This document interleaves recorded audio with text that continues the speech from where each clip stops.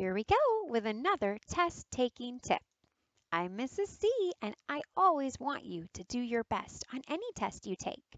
So let's look at this language arts example and this reading question that you might see something similar to on a test that you take. This question is based on understanding author's craft. The author is someone who writes a story or writes a book. So we're going to read a passage or a paragraph, and then we're going to answer a question. Let's read together. Sophia stood alone at the corner of the classroom. She looked around as her classmates talked to each other enthusiastically. Although she would have liked to, she was too shy to join the group next to her or the group across the room.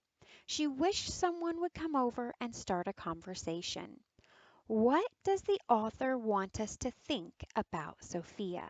So right away, I know that I want to know what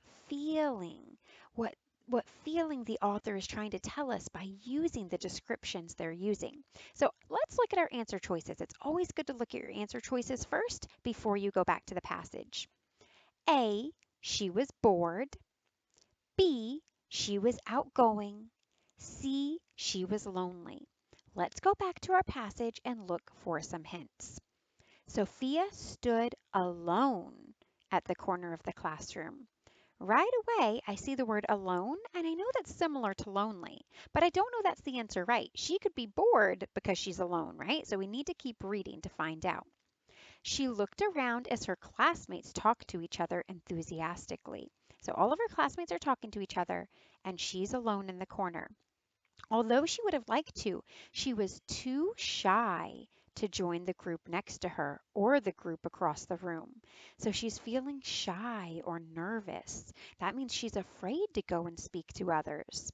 She wished someone would come over and start a conversation. So she's not alone and bored by herself.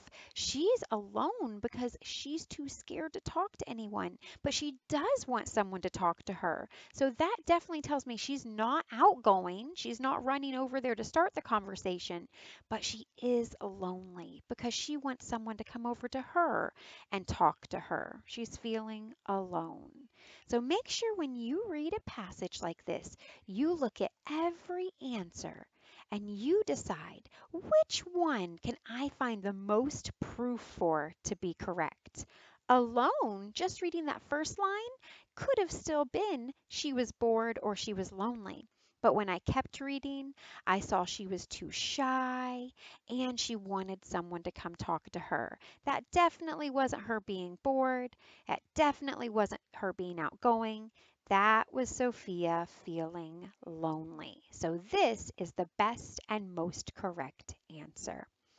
I hope that this was helpful. Remember, always take your time and look at every possible answer and make sure you find that proof before you decide when you're taking a test.